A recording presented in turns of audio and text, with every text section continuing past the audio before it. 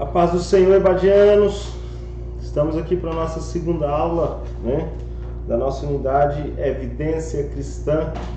Hoje nós vamos para o capítulo 3, onde nós veremos dois tópicos fundamentais aí, a reflexão teológica, a verdade e a fé. Então, hoje nós vamos refletir aí sobre a verdade, sobre a definição da verdade, e as teses para o seu julgamento, buscando aí o seu sentido, o sentido teológico, tá? E vamos também analisar a natureza da fé, como prová-la, e a forma que ela atua, na criatura. Então vamos lá. Tópico 1. A verdade. Bom, nós sempre procuramos definir a verdade, não é isso? Nós sempre procuramos definir a verdade, porque nós damos uma importância em conhecer o que realmente é verdade num mundo cheio de mentiras, cheio de incertezas, cheio de falsidades. Então, como é que o homem pode saber quando está agindo e vivendo dentro da verdade? É uma pergunta que paira aí, até o autor do livro que deixa essa questão. Então, há muitas perguntas na mente humana para as quais assim nós procuramos uma resposta em que possamos confiar. E então, confiando, podemos obter uma paz de espírito, tendo certeza que aquilo ali é o certo, que aquilo ali é a verdade. Então, o ser humano ele sempre procura a verdade e quer ter essa certeza, de que aquilo que ele está acreditando realmente é verdade. Agora, uma pergunta que fica aqui, será que o homem, ou seja, será que nós, podemos achar a verdade nos cálculos dos cientistas?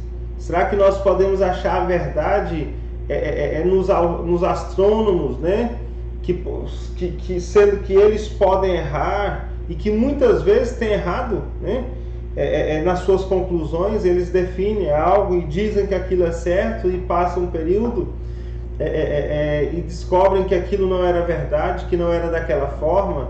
Então, será que pode-se confiar nas afirmações e teorias dos teólogos liberais aí, que nada mais nada menos ficam perturbando, ficam bagunçando, os ensinos da Bíblia, ou então distorcendo para provar aquilo que os seus ideais, as suas ideias, as interpretações humanas?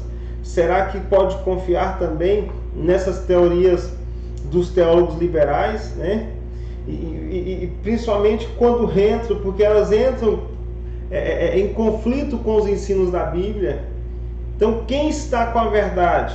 Os cientistas, os astrônomos, os teólogos liberais? Quem está com a verdade? Eles ou a palavra de Deus? Porque há muitas pessoas acreditando mais nas teorias do que no que de fato a palavra de Deus está dizendo. Então, vamos aqui para o nosso 3.1.1, a verdade teológica. Como diz aí na sua apostila, a definição mais simples, para a verdade é aquilo que corresponde com a realidade. Então, vejamos o exemplo aqui na apostila. Alguém diz que está chovendo, o escritor coloca isso. Alguém diz que está chovendo, mas o sol está brilhando.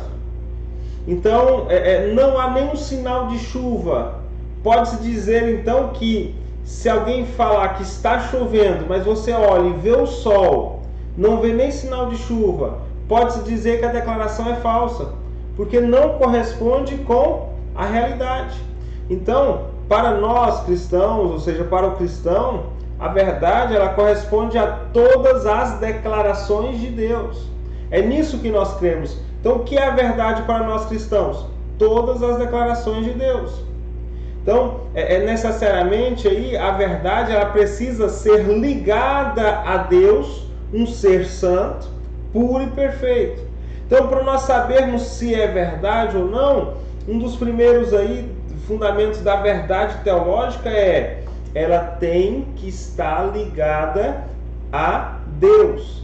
Aquela verdade tem que estar ligada a Deus, porque Deus é um ser santo, um ser puro, um ser perfeito. Ele é a verdade. Isso significa que ele é o paradigma, né, para a definição do que é verdade ou do que não é verdade. Então, observemos que ao definir verdade como tendo sua base em Deus, né, ou seja, naquilo que Deus declara, temos um critério então para a partir daí julgar as declarações que os homens fazem. Então, como é que a verdade, como é que é o fundamento da verdade teológica? A partir do momento que eu tenho um parâmetro que a verdade é Deus e que a verdade tem que estar ligada a Deus. Então, a partir desse momento, a partir dessa circunstância, então, nós passamos a ter um parâmetro para definir o que é verdade do que não é verdade. Então, todas as declarações dos teólogos sobre as Escrituras Sagradas, sobre a existência de Deus, sobre a deidade de Jesus, sobre o pecado, sobre a vida dos homens, sobre o futuro, né? Sobre a criação do universo e do homem, sobre a expiação de Cristo para salvar a humanidade, elas devem ser julgadas pela verdade de Deus. Não foi o próprio Jesus que disse?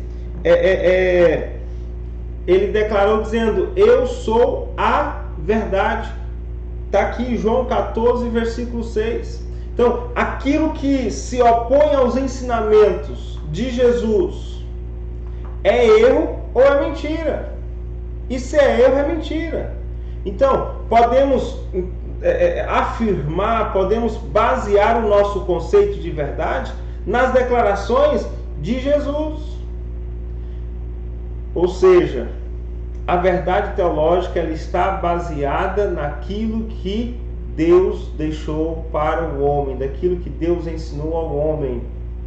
Quando o apóstolo Paulo escreveu aí, mas nós temos a mente de Cristo, né? Lá em 1 Coríntios, capítulo de número 2, versículo 16, ele declarou então que nós possuímos e agimos dentro da verdade. Revelado então aí através de quê? Através nos ensinos da Bíblia. Então nós possuímos a mente de Cristo, nós possuímos a verdade. Agora, cabe a nós definirmos se vamos seguir essa verdade ou não, né? Aí é uma outra situação, mas nós estamos aqui falando sobre a evidência cristã e nesse momento estamos falando sobre a verdade. Então, no 3.1.2 fala assim: teorias usadas para julgar a verdade. O comentarista até deixa aqui dizendo assim, os filósofos e teólogos eles têm procurado o quê? Respostas em várias fontes de conhecimento. Não é isso que tem acontecido? O homem, os teólogos, os filósofos, eles têm procurado resposta para seus questionamentos em diversas fontes. Agora, não tem procurado em Deus. Hoje, muitas pregações são baseadas, e as citações que são feitas, eu já vi pregação em que, como eu dirijo aqui na DEAST 82, onde outros pregadores, o pregador ministrou uma pregação muito bonita a pregação, aquela pregação que o povo ficou muito animado, ficou muito alegre, porém todas as citações dele foram citações de pensadores, foram citações extra-bíblicas. Pastor, o senhor é contra? Pelo contrário, porém até as citações extra-bíblicas, até as outras citações, elas têm que estar baseadas na palavra de Deus. Então, para mim, convencer alguém da verdade, que eu não convenço, quem convence é o Espírito Santo, mas para mim, ministrar a verdade, e essa pessoa venha a ser convencida pelo Espírito Santo, eu tenho que ministrar a verdade de Deus, a verdade baseada na palavra de Deus. E os homens estão procurando, os filósofos, os teólogos estão procurando respostas em várias fontes, menos em Deus. Até mesmo os teólogos mais liberais aí admitem a existência de um ser supremo, né? Deus. E de maneira geral, generalizada, eles não, como é que se diz? O comentarista coloca aqui, eles não questionam o caráter de Deus, que é justo, se Deus é justo, se o seu caráter é ético, né? Não, eles podem não crer em Deus como Criador ou como Salvador, mas eles creem que Ele é um ser perfeito. Somente o ateu, né, que não crê em Deus. Mas ao invés aí de acreditar na Bíblia, né, ao invés de acreditar na palavra de Deus, né, e aceitar as instruções e os ensinos, muitos filósofos, muitos teólogos têm procurado respostas em outras fontes, em outros lugares, e algumas conclusões que eles chegam parecem até lógicas, né? Outras seriam até aceitas dentro aí de um campo da lógica, e dificilmente, como diz o comentarista, dificilmente poderiam servir como provas vitais da verdade para o ser humano. Ou seja, vamos analisar e responder algumas das teorias, tá? Das teorias que os teólogos, eles, principalmente os teólogos liberais, os filósofos, né, e céticos, propõem como possíveis caminhos para descobrir a verdade. Vamos lá. Aqui são algumas, como é que eu posso dizer, são algumas teorias, tá? Que esses teólogos liberais, que os filósofos, que os céticos, eles propõem como alguns caminhos para a verdade. A primeira teoria que eles propõem, tá? É o 3.1.2.1, que diz a tese do instinto humano. A tese do instinto humano. Ele até coloca aqui, ó, o instinto humano é definido como um estímulo interior e involuntário, uma aptidão natural que age sem premeditação. A pessoa, irmãos, ele age por pensar, avaliar, ele age por pensar, avaliar e não por instinto, né? Ele age dessa maneira. Uma vez que ele até coloca uma situação aqui interessante, porque assim, uma vez que você pega o teu filho, né? Ele já aconteceu alguns episódios com ele. Uma vez ele estava com um garfo, o garfo que tem aquele plástico na ponta, e enfiou nas duas tomadas. E desligou, fez aquele barulho, aquele pipoco, queimou a tomada. Graças a Deus não aconteceu nada com ele, por conta do plástico, né? E tem aquele pipoco. Depois que ele fez isso, ele nunca mais repetiu, ele nunca mais colocou o garfo lá na tomada. Por quê? Porque a partir desse momento, né, nesse caso específico aí, o instinto é uma reação adquirida, né? Então, existe a tese do instinto, né? Do instinto humano, que a pessoa age por pensar e avaliar, e não por instinto. Ou seja, essa tese ela cai por terra aí. Quando você vai a primeira vez por instinto, pipocou. A partir daquele momento, você não repete mais isso por instinto. Você vai pensar antes, você vai avaliar antes quais são as consequências, aí depois você vai agir. E tem a segunda tese aqui, que eles se baseiam nela, né, como um dos caminhos para a verdade, que é a tese dos costumes, né? Os costumes, eles são hábitos ou práticas de uma sociedade, de uma família, ou então de um indivíduo, né, que se concretizam aí em crenças ou ações. Isso é a tese dos costumes. Então, eu repito, a tese dos costumes está na sua apostila, na página 35. Os costumes são hábitos ou práticas de uma sociedade, família ou indivíduo que se concretizam em crenças e ações. Então, os costumes, eles podem ser bons ou podem ser maus. Por exemplo, ela cita algumas questões aí.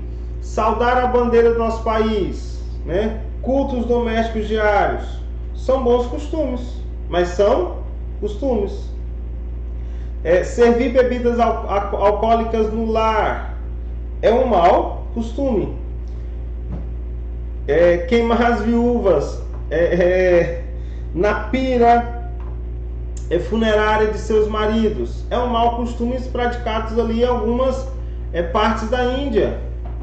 Então, o apóstolo nos diz que a validade de um costume, a apostila nos diz que a validade de um costume deve ser julgada pela ética e visando a valorização da vida. Então, eu finalizo aqui concordando com o autor aqui, quando ele diz que muitos costumes exigem sabedoria divina para serem julgados retamente. Muitos costumes exigem sabedoria divina para serem julgados retamente. Terceira tese que essa turma aí tem, a tese das tradições. Então, a tradição, ela é um corpo normativo dos costumes. Seria isso. A tradição é o corpo normativo dos costumes. Então, os filósofos e teólogos liberais, eles argumentam o quê? Qual o argumento que eles têm? Que as tradições contêm a verdade. Porque é impossível, irmãos, que as pessoas sejam enganadas por ensinos e práticas que foram aprovadas através dos séculos. Existem tradições, sim, verídicas, como diz o autor aqui, tá? Baseadas na Bíblia, porém muitas outras contradizem a Bíblia. Então, Cristo ele nos chama a atenção sobre isso lá em Mateus, capítulo 15, versículo 6, versículo 7, quando ele diz que a verdade deve estabelecer a tradição e não a tradição estabelecer a verdade. Vocês entenderam? Essa tradição aqui, essa que já existe a tradição, então essa é a verdade. Então, a verdade é estabelecida aqui por essa tradição. Não. A verdade que tem que estabelecer a tradição. Ou seja, essa tradição é estabelecida pela verdade que está na palavra de Deus. Então, existem lendas, mitos, né, contos, histórias sobre santos, né, que se tornaram tradição. Até mesmo práticas aí, sacramentos, né, e liturgias nas igrejas, né, que caso se tenha suas fontes investigadas a fundo, como diz o autor aqui, não se encontram dentro da verdade. Qual é a verdade teológica? Qual é a base da verdade teológica? A palavra de Deus. Ou seja, muitas tradições não correspondem com a mente de Deus, não correspondem com as declarações de Deus. Então, tradição não pode ser base para verdade. Não pode ser base para verdade. 3.1.2.6 3.1.2.6 A tese dos sentimentos. A tese dos sentimentos. O autor diz aqui que essa teoria ela defende que o sentimento é uma convicção íntima, pessoal, que nos impressiona, né? que nos dirige nas tomadas de nossas decisões e das nossas ações, né? Nossos sentimentos podem, irmãos, nos trair. Nossos sentimentos podem nos trair, nós sabemos disso. Eles podem nos enganar. Eles podem ser perigosos e falsos. A palavra de Deus nos orienta sobre isso. Os nossos sentimentos são falsos enganadores, são falsos são influenciados. São influenciados por vingança. Os nossos sentimentos são influenciados por ódio. Os nossos sentimentos, eles são influenciados por inveja, por rebelião contra Deus, contra a sua palavra e outros muitos fatores aí. Então, a Bíblia, a palavra de Deus, diz que lá em Jeremias, capítulo 17, versículo 9, Jeremias 17, 9, ela diz que enganoso é o coração, ou seja, enganoso é a sede dos sentimentos, enganoso é a sede dos sentimentos, mais que todas as coisas, e desesperadamente, repito, e desesperadamente corrupto, quem o conhecerá? Então, uma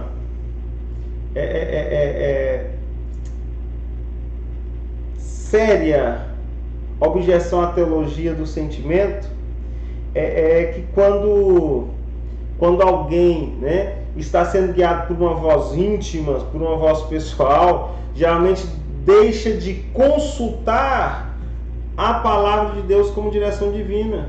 Assim, ao invés de sermos guiados pela Bíblia, somos o quê?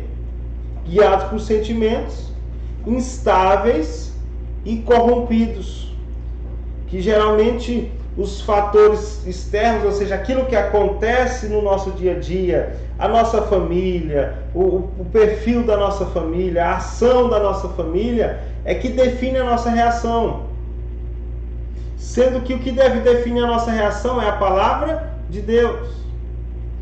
Se te der um tapa, a nossa reação pelo fator externo, que é ter levado um tapa no rosto, a nossa reação seria dar outro tapa no rosto da pessoa.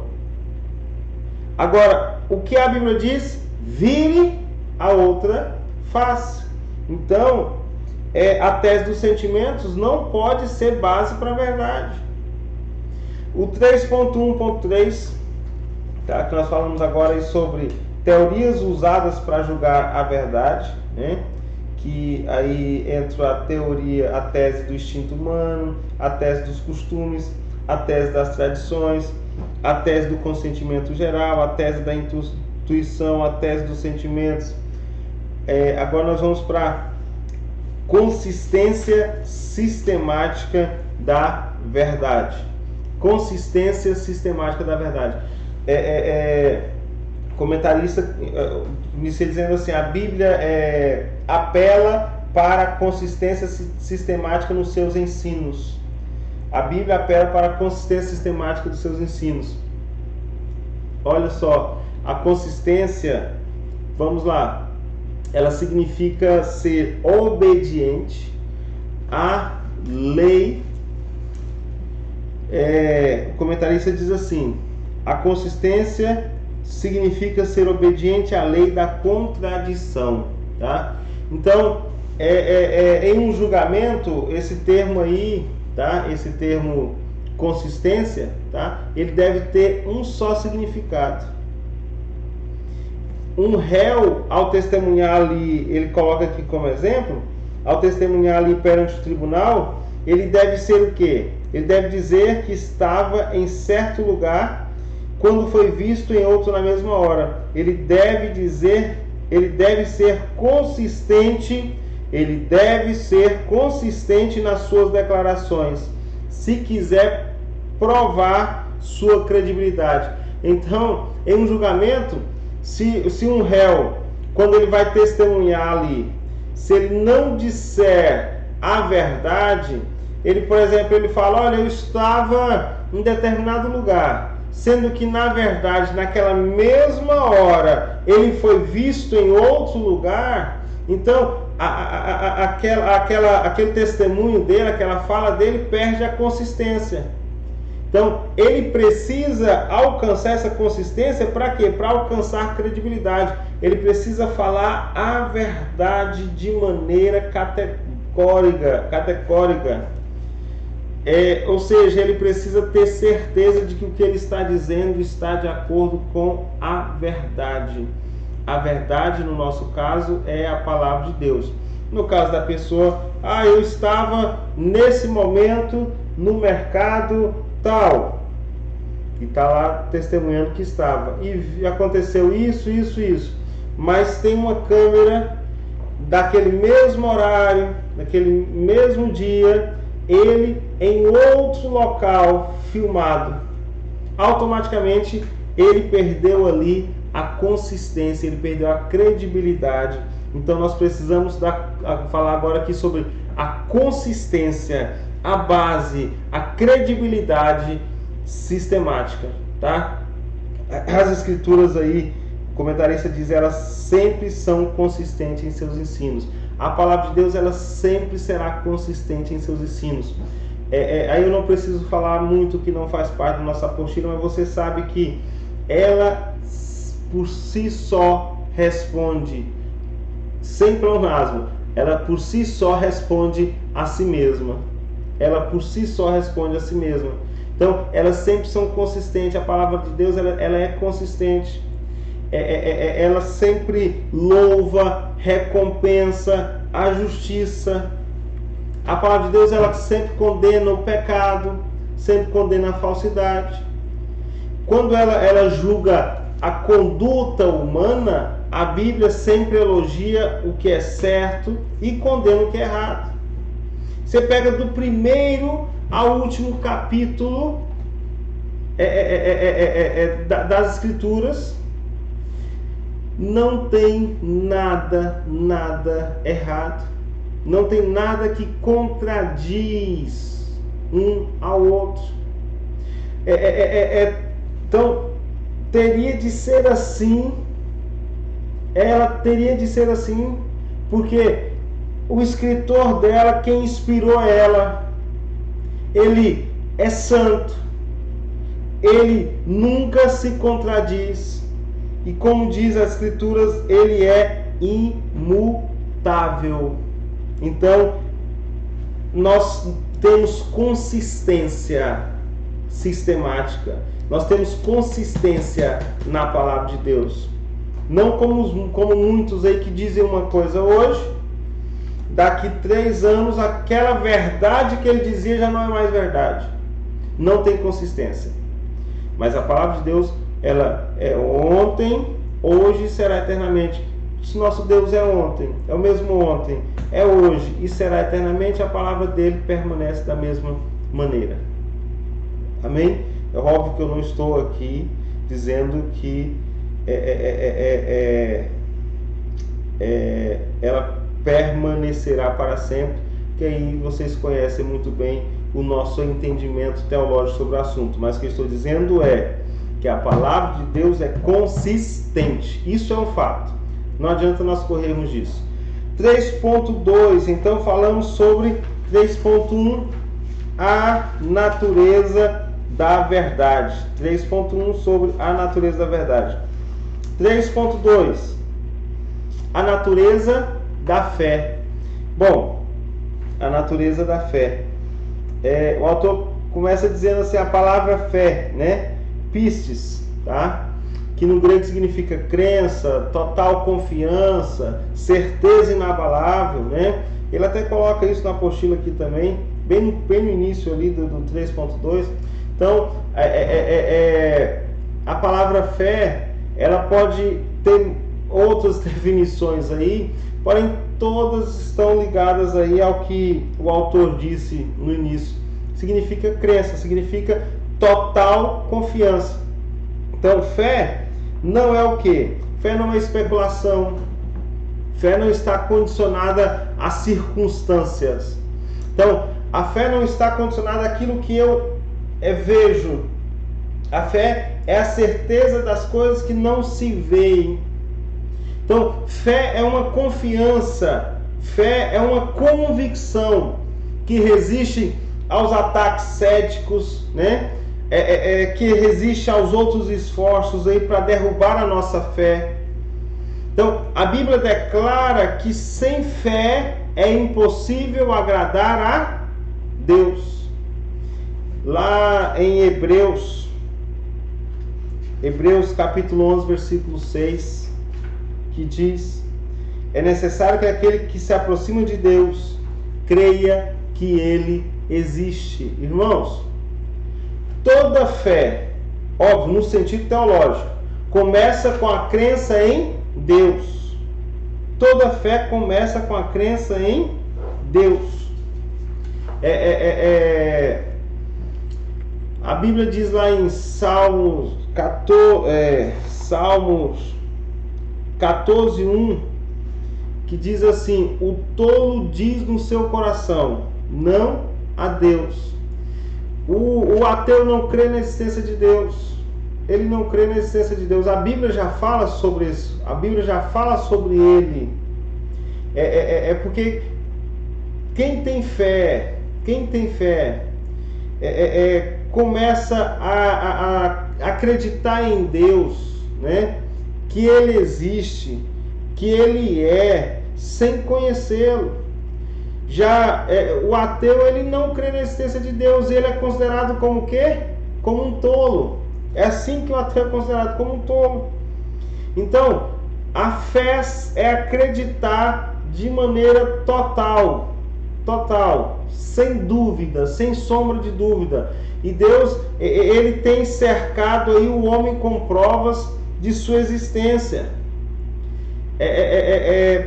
Através das suas ações aí por todo o universo. Nós percebemos que existem evidências irrefutáveis.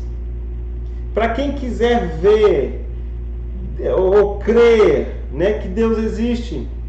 Mesmo aqueles que não desejam crer, se eles pararem para analisar assim, com honestidade, sem um peso para um lado, se eles pararem para analisar com honestidade, com sinceridade, eles vão ter muitas provas que vai admitir a existência de Deus. Então, a fé, ele até coloca aqui, né? A fé é o descanso da alma na suficiência da evidência. Fé é o descanso da alma na suficiência da evidência. Ou seja, fé, como declara a Bíblia, é o quê? É a certeza das coisas que se esperam. Eu estou esperando algo, eu tenho certeza, isso é fé. É a prova das coisas que não se veem. Eu não vejo, mas eu tenho fé. Então, eu sei que vai acontecer. Por quê? Porque eu tenho fé. Então, é certeza das coisas que se esperam e a prova das coisas que não se veem. A fé não age com conhecimento. Então, tem um quadro na sua apostila aí, na página 38, se você quiser abrir ela aí, tá? Na página 38 tem um quadro dela que fala sobre a fórmula teológica para a base da fé. Não sei se você está vendo aí. Página 38. Aí lá tem o seguinte, dentro dessa fórmula aí, que é a fórmula da base teológica, tem lá: ouvir traz conhecimento, conhecimento traz convicção, convicção traz fé. Então, ouvir traz conhecimento, conhecimento produz convicção, convicção resulta a fé. Isso é a fórmula teológica da fé. Primeiro, ouço, conheço, conhecendo, tenho convicção, tendo convicção, tenho fé. Amém? Quando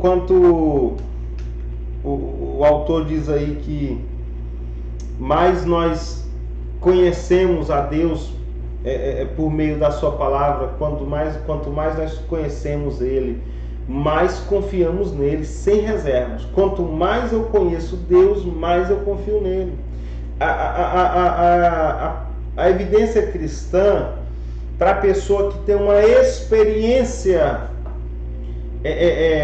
de vida real com Deus, ela é por si só na fé.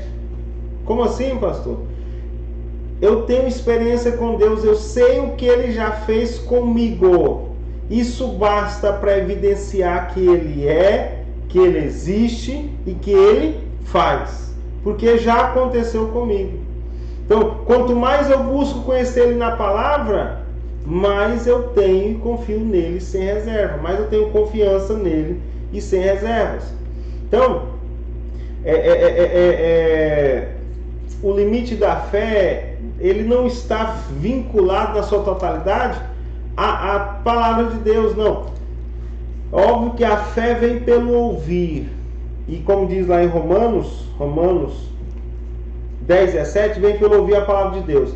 Então, a fé, ela está vinculada porque ela vem pelo ouvir. Ouvir o quê? A palavra de Deus. Agora, após ouvir a palavra de Deus, e eu passo a ter experiência com Ele. Então, a minha fé não está limitada só no conhecimento. A minha fé está no conhecimento através da palavra, mas a minha fé também está alicerçada no conhecimento através da experiência de vida que eu tenho com Ele.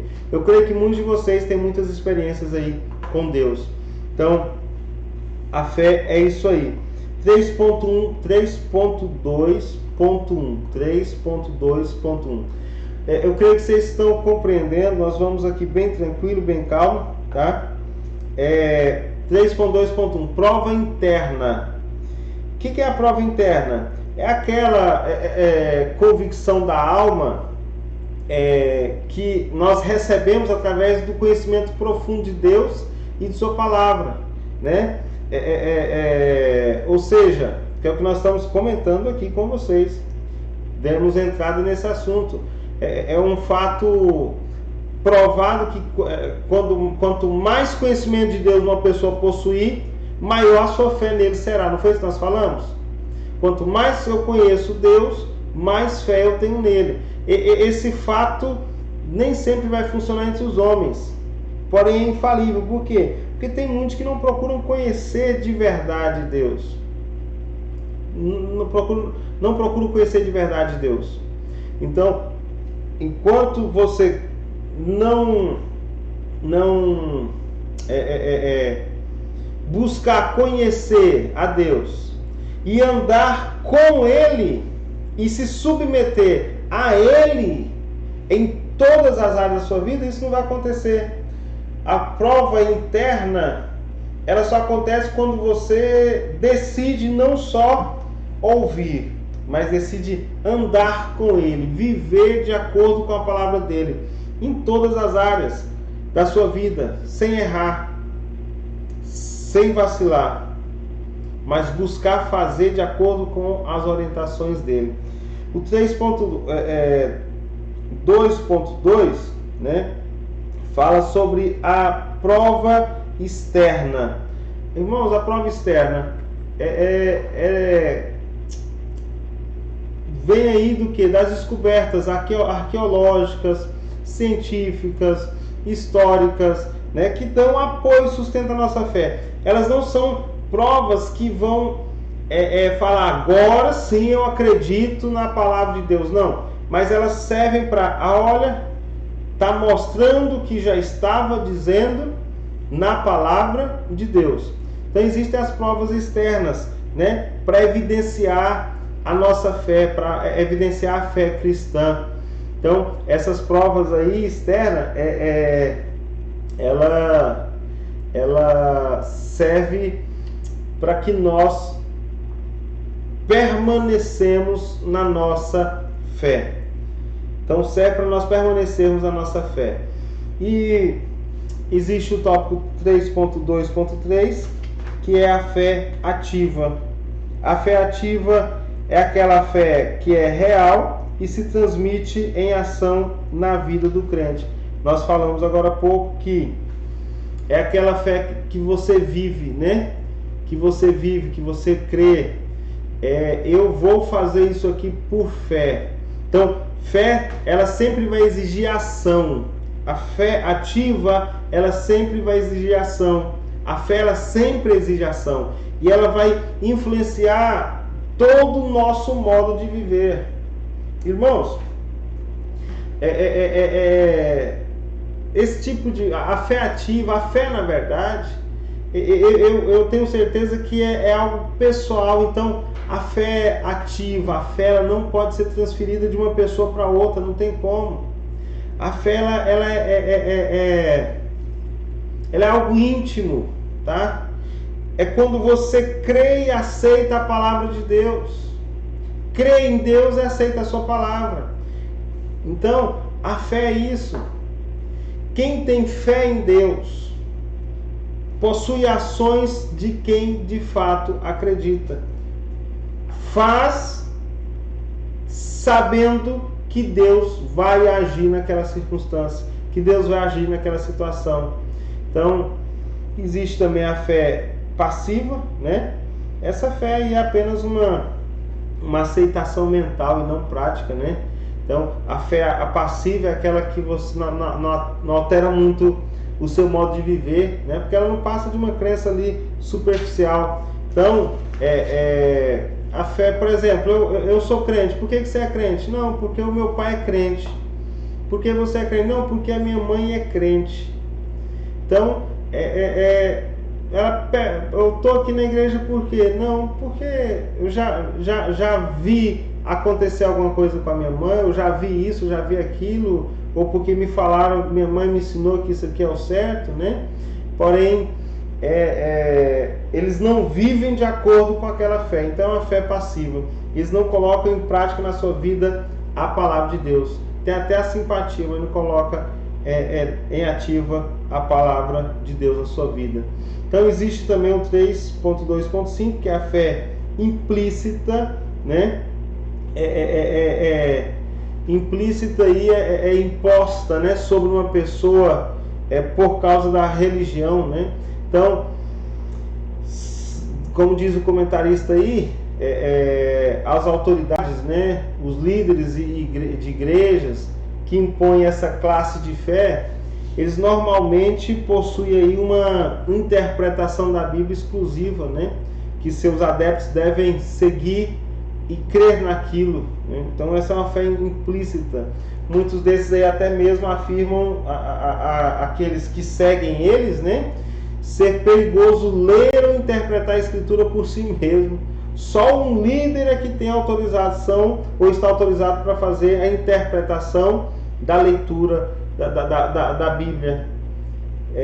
Então existe esse tipo de fé implícita que é imposta, né? Olha, você tem que acreditar nisso aqui, porque eu li, interpretei e o que a palavra está dizendo é isso. Então você tem que acreditar nisso. Então é a fé implícita, a fé imposta. Existe também a fé explícita. Então a fé explícita é aquela que você chama as pessoas. Vamos estudar? Vamos investigar as Sagradas Escrituras, né? As Sagradas Escrituras. Então, o cristão, ele não deve aceitar qualquer ensino ou declaração sobre a Bíblia, né? A não ser que possa ser comprovado pelo estudo cuidadoso das Escrituras Sagradas. Então, cada pessoa, pela fé explícita, tá, é encorajada a ler a Bíblia por si e seguir as boas regras da hermenêutica, da hermenêutica bíblica, né? Então, se Deus não existe, a vida do ser humano é fútil. Porém, se o Deus da Bíblia existe, a vida tem sentido. Como diz aqui, Hebreus capítulo 11, versículo 1. Ora, a fé é a certeza das coisas que se esperam e a convicção dos fatos que se não pode ver. Então, fé não é crer que Deus pode fazer, mas é saber que Deus fará. Então, fé não é crer que Deus pode fazer, mas é saber que Deus fará. Isso é o resumo aí de fé. Essa é nossa aula de hoje. Que Deus abençoe a sua vida, que Deus abençoe a sua família. E na próxima segunda-feira nós iremos entrar, concluir capítulo 1, unidade 1, e também resumir e concluir toda a unidade 2 e já entrarmos na unidade 3, tá? Essas bases aqui eu fiz questão de ir devagar com vocês, porque eu quero que vocês gastem tempo, invistam tempo, mastigando esse início aqui, que é sobre a importância da evidência cristã nos primeiros séculos da igreja, e que vocês invistam tempo também nos conceitos teológicos, lendo aí, refletindo, e principalmente essa reflexão de hoje, que é sobre verdade e sobre fé. Essa reflexão de hoje é que eu peço para vocês juntarem com o que nós vimos até agora e unirem, para então entrarmos para o desafio teológico, tá? A evidência cristã no pós-modernismo, e partirmos para a Bíblia, o livro guiado pelo cristianismo. Dentro disso aí, nós estaremos mostrando a integridade da Bíblia, né? Provas internas, provas externas, e resposta aí ao cristianismo, e já entrando nos fundamentos teológicos da fé cristã. Esses que eu gastei mais tempo aqui foi para basear tudo que nós vamos falar daqui para frente. Então peço a você, reflita muito sobre o que nós vimos, mastigue o que nós vimos, reveja o que nós vimos, tá? Releia o que nós vimos, e então vamos partir para as outras resumidamente, para nós concluirmos toda a apostila na última aula. Deus abençoe sua vida, Deus abençoe sua família, e até a próxima segunda-feira, às 20 horas, Deus assim nos permitindo. E como diz o pastor Silas lá no grupo, Deus abençoando, logo voltaremos aí às aulas presenciais, né? Onde ouviremos vocês, questionarão, participarão, falarão suas opiniões, seu ponto de vista, questionarão alguma coisa que nós falarmos, e aí seguimos aprendendo uns com os outros. Deus abençoe e até a próxima segunda.